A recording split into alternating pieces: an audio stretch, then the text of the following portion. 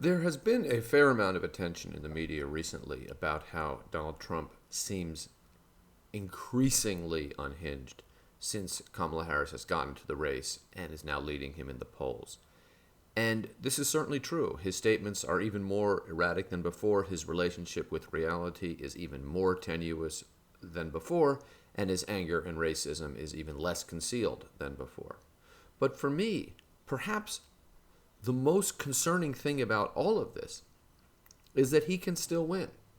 Yes, I suppose Harris is a slight favorite now, but to think this race is over and Harris is just kind of automatically going to win would be a very, very grave mistake.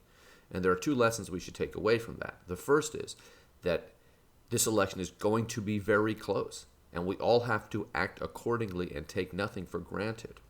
And the second is that the support for Trump's MAGA fascist movement is big, and it is growing more, not less intense. It may be growing slightly smaller, or maybe getting slightly smaller, but it is more intense.